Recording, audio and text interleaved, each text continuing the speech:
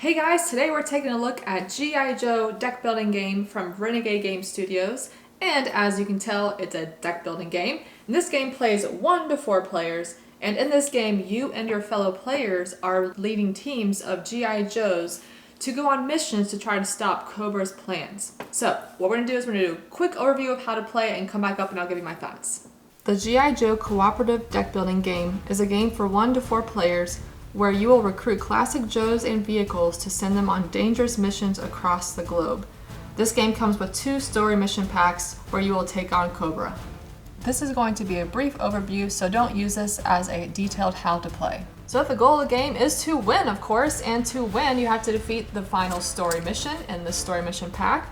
Now there are several ways that you can lose. You will lose if this threat meter ever gets to the top space. And then another way to lose is if the Cobra Battalion cards cover up all of these spots on the main deck. So if you so if 5 cards are out and you have to add a 6th, then the game is over. And then also if this main deck is empty. Each player has their deck of 10 cards to start with, and they will be drawing up 5 to use for their turn. Now, there are GIs in this deck, and there's some other cards that have special abilities, but a lot of the Joes in this game have the cost to recruit up here. So this is a 0 because it's a starter, and then this is the recruit value, so this is potential buying power in the future. And a lot of Joes also have skills which will be used to defeat Cobras. So the game is played over multiple rounds and players will be taking turns back and forth. So and the main part of each player's turn is going to be the action phase, where first you're going to do missions where you can work on these group missions. There might be some other side missions out here. So you're going to be using vehicles and sending Joes to go on missions.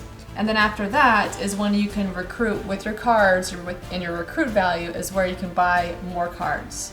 So like I mentioned, there are multiple missions that you can work toward throughout the game. Some of them are group missions. Group missions are where you and other players can work toward together. And then there are some side missions, for instance, this Cobra Battalion. So only you can do that one on your turn. And there are some other ones that are side missions, Cobra Troopers. Now, for these story missions, whenever this gets played out, you're going to have to bring out 1 complication card face down like this. And whenever this is attempted, then this gets flipped over and you will have to resolve this. Now this is a side mission, so this will go in a player's area to try to defeat this. So then in order to defeat this story mission, you're going to have 5 hits. And if you succeed, then you will get -2 on the threat track. So this could go down a couple spots. However, if you fail, you have to go up 1 on the track and put an officer, the Baroness, into play. And officers are another way, another group mission that can be defeated. And they're also going to give you stuff that's not good. And how you're going to be getting hits is through rolling of these dice. Let's go ahead and do an example of a side mission. Let's say this player wants to work on this Cobra Battalion on their turn. Requires 2 hits, any 1 skill. Okay, so what the player's going to do is you're going to need a vehicle. So the vamp is always available, but in the game there's ways to recruit or get other vehicles that you can put in the hangar to provide different abilities. But this is always available. So let's say this player wants to use the vamp here. I'll put it over here. All right, so now this is where you can assign a number of Joes to this vehicle. This shows how many you can hold. All right, so let's say we want to put this one and this one. Let's just say 2 Joes there. And if you have other Joes in your hand, you can also do multiple missions on a single turn. Okay, so let's do this. So so like I said, this one is any 1 skill. All right. So this player, this Snake Eyes, has 2 stealth. So that would be 2 skills of stealth. And then a basic Joe can count as 1. All right, so per skill, you get to roll a dice. So that's going to be 3 dice, so 2 and 1. All right, so we need to get 2 hits, and we have 3 dice. Now there are half the die are misses, and you have some single hits and a double hit here. All right, so we're going to roll and see if we defeat that. All right, so we only got 1, and that requires 2. So at this point, you can look into your hand and see if you have another card that you could play. So for instance, I have this one with this little M symbol. That means you can use it in missions.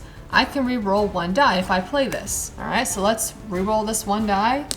Okay, well, there we go. So I rolled a 2, so that's a 3 together. So I defeated this, and this would go back to the pile. After this particular mission is over, you're going to return the vamp to the hangar, and other cards might go into your discard pile, if they were other vehicles. And then if you have any other cards you wanted to do for another mission, you can do that, or use any other abilities of cards you might have. But at this point, when you're done with doing any missions, you're going to add up all of your recruit value of all the cards you had in your hand, and then you can possibly buy some cards. Now, if you were attempting a group mission, so for instance, this story mission right here, other players can help you on these missions.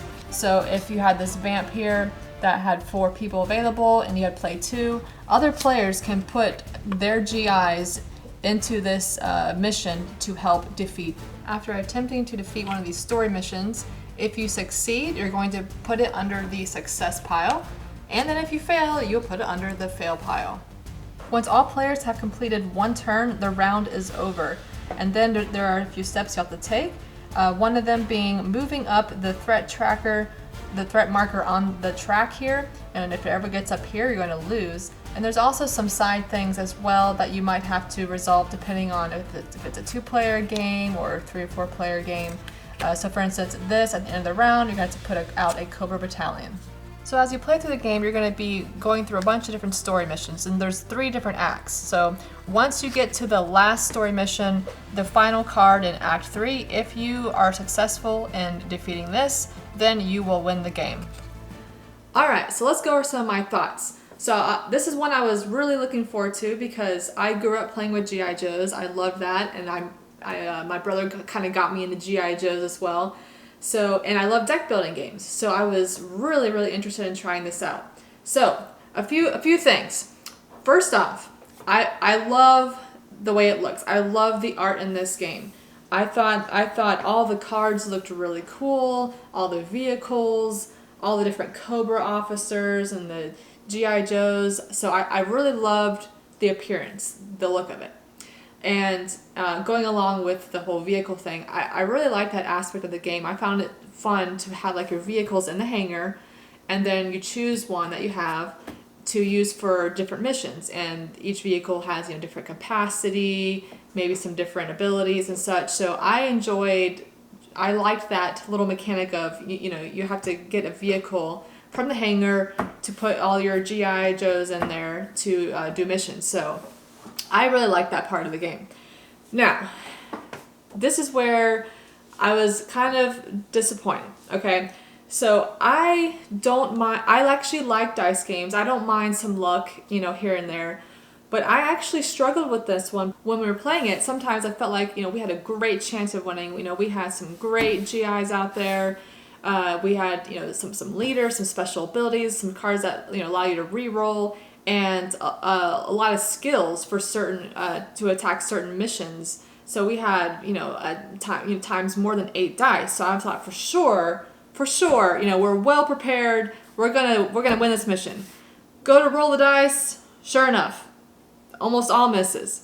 So it was just like a little frustrating because we, you know, felt like we were well prepared. And technically we really were. But the thing is each die has like 50% misses, and we just had some really bad luck. And like I said, I don't mind luck games. I actually like those every now and then. But I think the issue for me was a lot of luck for an extended period of time. So, because, you know, this game was a little bit longer, you know, than I probably would like to have for a lot of dice rolling and luck. So, you know, toward the end, it was just like, okay, you were just kind of getting a little bit frustrated because we had just bad luck. You know, sometimes it just felt like no matter how well prepared we were, we just could not succeed against some of these missions. So, you know, with that, oh, hi, Jumby. The cat.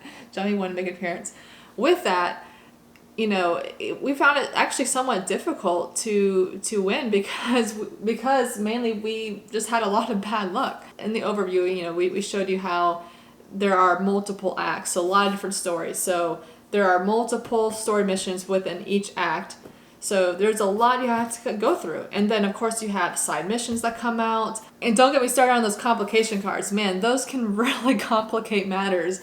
You know, because we think, oh, we're gonna conquer this mission, we're gonna do great, and then this complication adds, you know, more to the value, or brings out some officers, and some of those officers are a pain in the butt. Some of those officers can just really mess you up. Now, I did like the cooperative nature of this game. You know, I liked that we could help each other out on some of the missions. You know, we could throw in some of our G.I. Joes into the other player's mission if there's enough space in the vehicle. So I really liked that. Another thing was, I wasn't a huge fan of the rule book. Now, I read a lot of rule books, and I actually really like reading rule books, which is kind of strange. But I struggled with this one. It wasn't the greatest. I felt like I could have used some better organization, maybe some more pictures. I don't know. It was okay. It was alright, but it wasn't the greatest.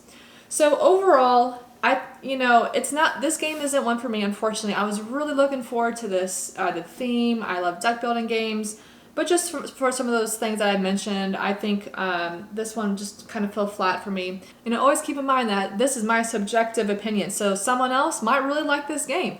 So, I mean, if this looks like one from the overview and such that is interesting to you, go ahead and give it a try. You know, this is just my opinion of it. So that wraps up my thoughts on G.I. Joe deck building game. Thanks for watching, guys, and I'll see you next time.